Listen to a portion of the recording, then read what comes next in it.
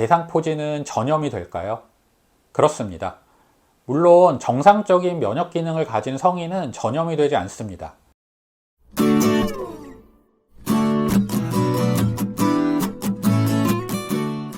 안녕하세요. 닥터 이재순의 암과 면역 이야기입니다. 오늘은 대상포진에 대한 이야기를 해볼까 합니다.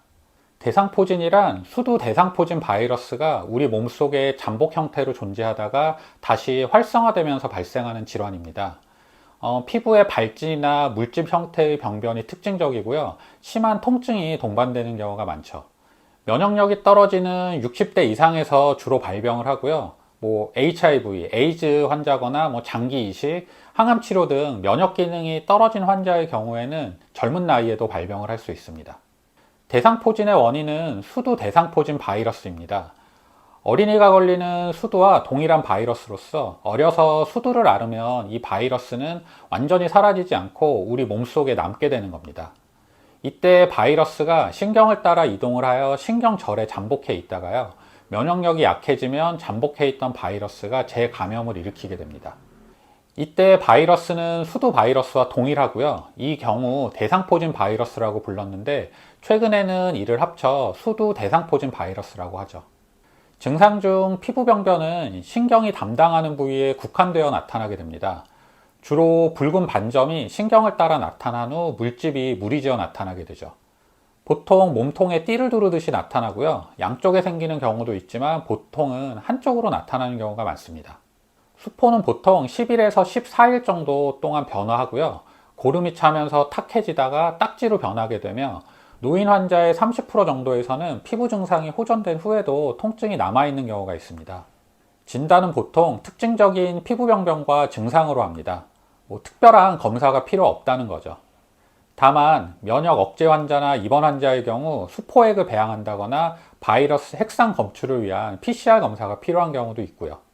치료는 항바이러스제의 투여입니다. 급성기 대상포진 치료의 표준이죠. 증상 발현 후 최대한 빨리 복용을 하는 게 좋고요. 48시간 이내 투여할 경우 효과가 가장 좋다고 합니다.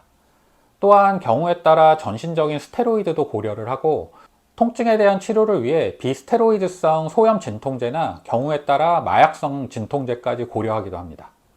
항경련제나 항우울제가 도움이 되는 경우도 있고요.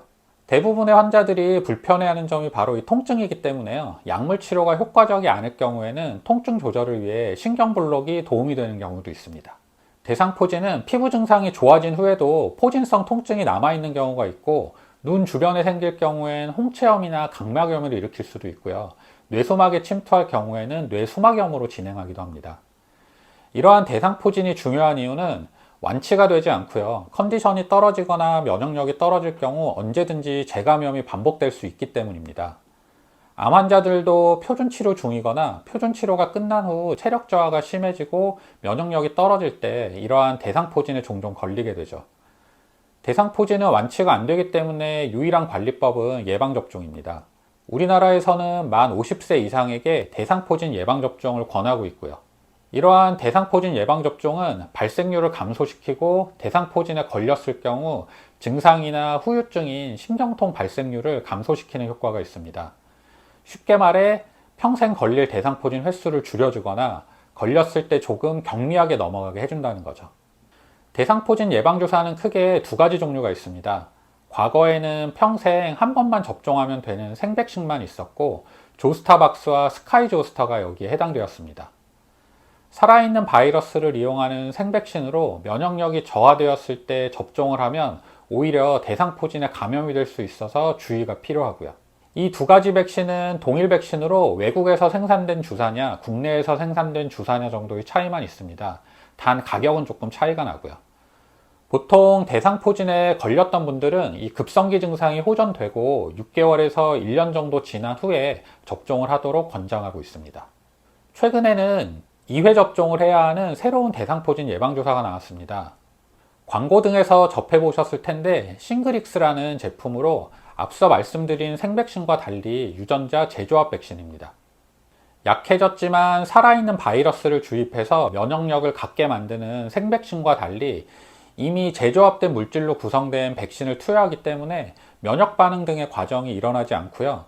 따라서 면역이 저하된 환자분들도 맞을 수 있는 백신이죠. 효과 역시 생백신에 비해 뛰어난 것으로 알려져 있고 이미 생백신을 맞은 분들도 추가로 접종을 하면 더 좋다고 권장하고 있습니다. 다만 2개월 간격으로 2번 접종을 해야 하며 아무래도 신약이다 보니 1회 접종 비용도 생백신에 비해 비싸고요.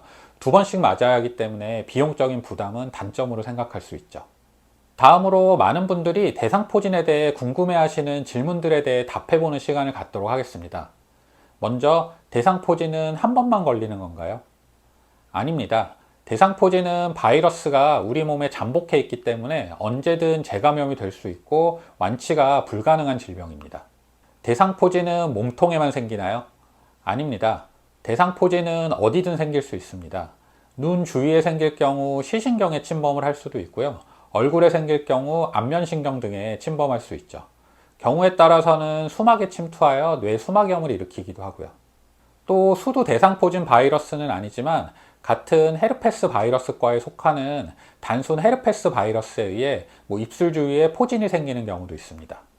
예방접종은 평생 한 번만 해도 되나요? 일단 그렇기도 하고 아니기도 합니다. 우선 대상포진 백신의 경우 평생 한 번 접종으로 면역력이 획득된다고 알려져 있습니다. 하지만 접종 후 시간이 지날수록 백신의 역가가 떨어진다고 하고요. 사실 대상포진 백신 자체가 나온 지 그렇게 오래된 게 아니라서요. 정확한 데이터가 부족하기도 합니다.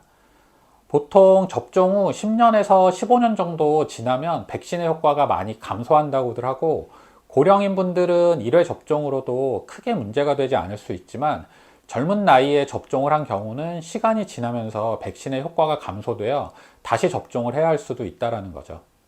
그래서 일부 병원에서는 예방접종 후 10년 정도 지나면 한 번 더 맞으라고 하는 경우도 있고 접종 후라고 해도 대상포진을 심하게 앓았다면 1년 정도 지나서 다시 접종을 하라고 권장하기도 합니다.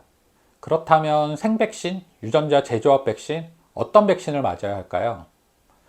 정답은 없고요. 둘 모두 장단점이 뚜렷합니다. 생백신의 경우 1회 접종만 하면 되고 유전자 재조합 백신에 비해 상대적으로 저렴합니다. 반면 최근에 나온 유전자 재조합 백신의 경우 생백신보다 예방률도 높고 효과가 더 오래 지속되는 것으로 보고되어 있습니다. 또한 살아있는 바이러스를 넣어주는 게 아니므로 암 환자나 면역 저하자도 비교적 안전하게 접종이 가능하죠. 다만 상대적으로 비용이 비싸고 2개월 간격으로 2번 맞아야 된다는 점은 단점이라고 할 수 있습니다. 대상포진 예방접종은 다른 접종과 같이 할 수 있나요? 네, 가능합니다. 보통 인플루엔자, 독감 백신이나 폐렴 구균 백신, 파상풍 백일의 혼합 백신 등과는 같이 접종을 할 수 있습니다. 독감 예방접종을 많이 하는 가을철이 되면 많은 분들이 이런 대상포진 백신을 같이 맞는 경우가 많으신데 동시 접종이 가능해서입니다. 마지막 질문입니다. 대상포진은 전염이 될까요? 그렇습니다. 물론 정상적인 면역 기능을 가진 성인은 전염이 되지 않습니다. 이미 본인이 어려서 수두를 앓았거나 수두 예방접종을 했다면 몸 안에 이 대상포진 바이러스가 잠복해 있기 때문이죠.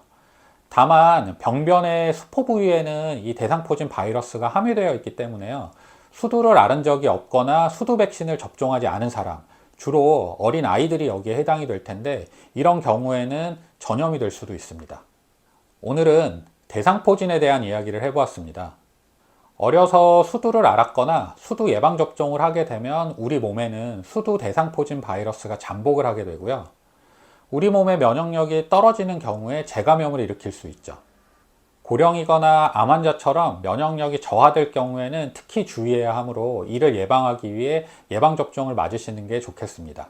이상 암과 면역 이야기의 이재순이었습니다. 감사합니다.